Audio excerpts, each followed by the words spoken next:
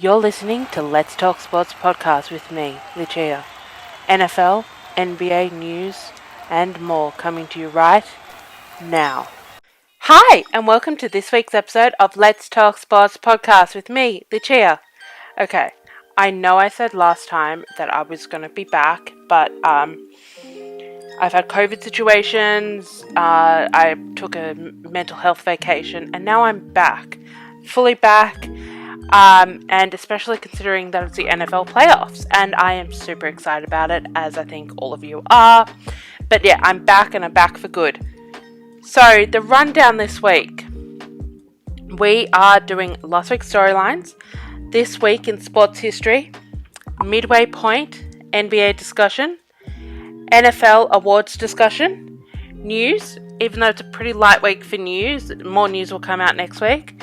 NFL wildcard weekend predictions, or as the NFL wants us to call it, Super Wildcard Weekend, and NBA games of the week.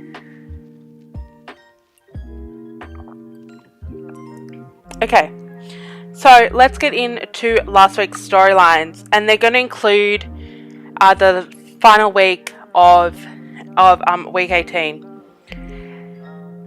AB stormed off the field and basically quit on the Bucks. Now, I'm going to give you my sort of overarching take on how I feel about it. Do I think that AB is selfish? Absolutely. Do I think that AB doesn't deserve another chance in the NFL? Absolutely. Do I think that he quit on his team? Absolutely.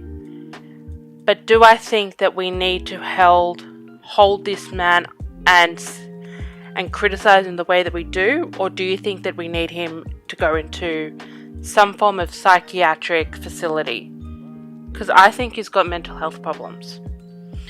And I'm not saying CTE or anything like that. I'm just saying overarching. The way that he was brought up, his baby mama situation, all of that it pertains to what I'm saying. He needs serious mental health help, and something that a lot of people need to give him is mental health help and stability. I think he needs to go to rehab for rehabilitation for mental health. I also think that he needs to see a therapist. I also think that he needs some sort of person to see over him and say no to him. Because I think he is surrounded by yes men. And the fact that he would walk out on somebody that gave him his 7th, 8th, and 9th chance. Tom Brady. Like, why would you do that? Why would you do that to Tom? And everything you've said about Tom in the media since. Tom has been nothing but loyal to you and supportive to you. And now, you do this to him? To me, it's just really sad. And there's nothing else really that I can say except I'm really sad for him.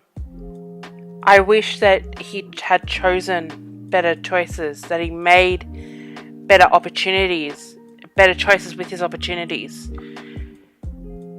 This is more of a sad thing rather than a angry thing. And I think if we take it from that point of view, we'll be in a lot of a better situation, all of us.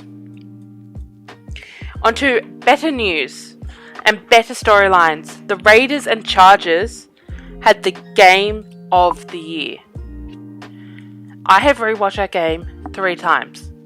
3. And at every single point, I know the outcome, but at every single point I'm like, nah, something different's gonna happen. And then it doesn't, and I'm just like, holy crap. That is how good this game is. How good that game was. And they could have tied, and they both be in. And it was everything right with NFL. And as a fan of the NFL, I truly loved and respected the heart they put out there. Both those teams, both those quarterbacks, they put their heart and soul on the line for that. And the Raiders are moving forward into the playoffs, and I'm looking forward to seeing if they can do anything. The Colts are maybe moving on from Carson Wentz after he completely failed in this season. I just cannot believe that they lost to the Jags. How did they lose to the Jags? Like how? The Jags are a 2-win team. You cannot be going into those circumstances and be losing to a 2-win team. That's just unacceptable. Although it's set up for the perfect outcome where the Raiders and Chargers, all they needed was a tie, and that was a great game, and everything was on the line. But yeah, that was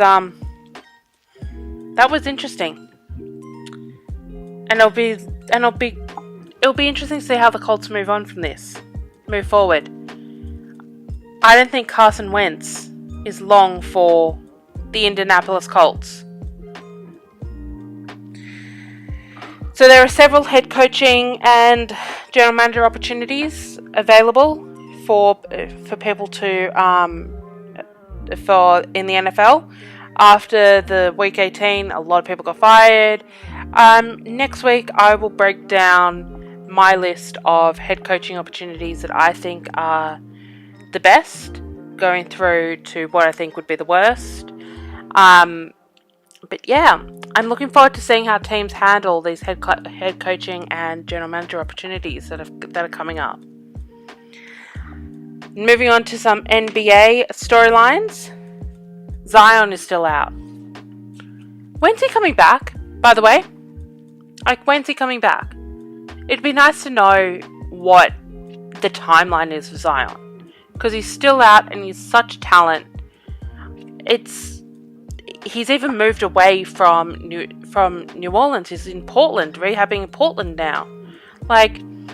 I just want to know just a little more about Zion and a little more about what's going on inside of his brain and what's going on inside of his body.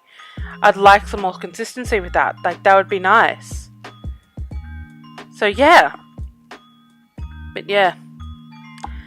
On happier note, we've got 2 returning players. We've got Kyrie Irving is back part-time, so he's playing on the road because he's still not vaccinated, so he can't play in New York, which, don't get me started on rules and all that. We've had the whole Djokovic thing going on down here, in Australia, which has been a nightmare, and it makes us look more of a clown show, but don't get me started on that. But yeah, it's going to be interesting to see how the New York mayor handles that, because I think that there'll be pressure for him to be able to play in New York. But the return that I am most excited about is Klay Thompson. Klay's back. I don't think people understand how much Klay Thompson being back helps out the Warriors. Because finally, Steph doesn't have to do it all. Steph does not have to do it all. Steph does not have to shoot all the threes, be the main playmaker. He doesn't have to do it all. Yeah. I'm so excited. I'm so excited to see how this all fits together, how they play out in the West.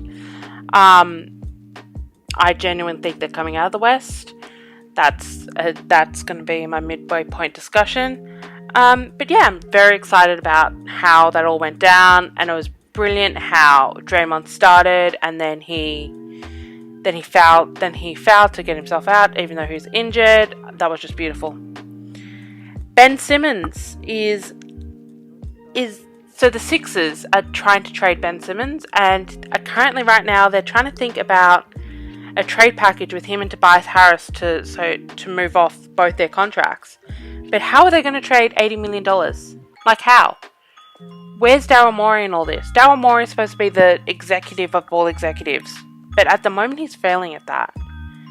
And I just want to know where he is, what his state of mind is, what he's going to do. That'd be handy. It'd be handy. So that is all for the storylines. Let's move on to this week in sports history.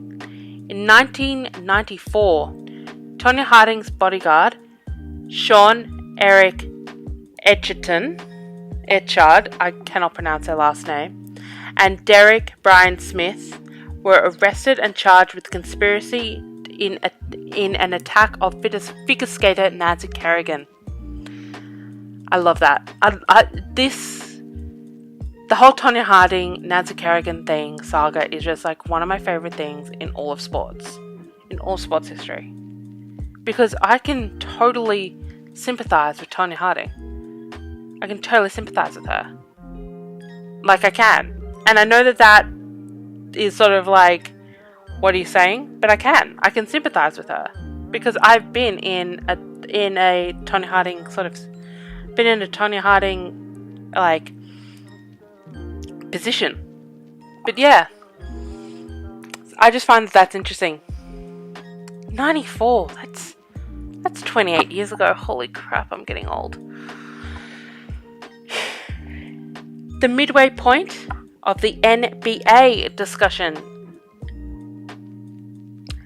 I have come to terms with the fact that the Lakers are going nowhere and that we shouldn't have traded for Russ. Oh my god. That hurts me. It hurts me a lot. I'm getting emotional thinking about the fact that it hurts me and that it hurts me a lot. But yeah. The Lakers are going nowhere. I'm not being really serious, but like the Lakers are going nowhere. I should have appreciated that last championship while I could. Because I didn't really appreciate it because I'm used to going 3-peats and back-to-backs and that sort of stuff. Like, that's what I'm used to, and I should have realised that that wasn't going to be the case in this scenario. That LeBron is no Kobe. And this Lakers team is starting to give me 2012-13 vibes. Lakers fans will know what I'm talking about. The Golden State Warriors are coming out of the West, and I think this is my big prediction for the East. The Chicago Bulls are coming out of the East. The Chicago Bulls finally have a good team. And I genuinely think they're going to the NBA Finals. I don't think the whole Kyrie coming back will really I just don't know how it's going to work. I think they're going to struggle chemistry-wise, just integrating Kyrie back into the lineup, and that is why I'm not thinking the Nets are going to come out of the East. I do think the Bulls are going to come out of the East. So it's going to be a Golden State Warriors versus Chicago Bulls finals. Like, that is now my prediction. The Cavs are going to end up with a better record than the Lakers, and that's going to hurt. And there's going to be started to get talk about LeBron wanting to go back to the Cavs, wanting to go back to Cleveland. I think that's going to be a huge thing that comes up in the future. In the not too distant future, actually. So, NFL awards discussion. So I'm going to go through who I think are the categories, who I think are going to win. Okay? MVP, Tom Brady. Now, I know that Aaron Rodgers is a favourite, but the only thing that Rodgers leads Tom Brady in is he has less interceptions. Like, that's literally the only thing. And Tom Brady's doing it at 44 years old. 44. Wow. It's amazing. Coach of the Year, Zach Taylor of the Cincinnati Bengals. Think that he is definitely the Coach of the Year. The Bengals finally getting a good team together is incredible, and I love it for them. And I think Zach Taylor has a lot to do with it. Comeback Player of the Year. I think that it's going to be either Dak Prescott or Joe Burrow. One of the two. Defensive Player of the Year, I think it's going to be TJ Watt. Offensive Player of the Year is going to be Cooper Kupp. Offensive Rookie of the Year, I think, is going to be Jamar Chase. And then Defensive Rookie of the Year, I think, is going to be Micah Parsons. So that's who I think will come back after the NFL honors, and I will be like, this is right, this is wrong, this is right, this is wrong. So, yep. So that is to hold me accountable. So now let's move on to some news. So there's not much news because we are leading into the playoffs, so it's mainly all focused on playoff news. So we have Joe Judge, Brian Flores, Matt Nagy, Mike Zimmer, and David Culley, and a whole lot more have all been fired from their respective head coaching jobs. I am so happy that Joe Judge was fired. Now, I'll go into a discussion later about the Giants and how I think that there could be a situation where we get Jim Harbaugh and Russell Wilson. But yeah, just stick with me on that for a little while. Jim Harbaugh, speaking of which, is looking to get back into an NFL head coaching job. I would love him as my head coach. Juju Smith-Schuster is back with the Steelers, which is good. In some NBA news, Atlanta Hawks traded Cam Reddish to the Knicks for Kevin Knox. I am surprised that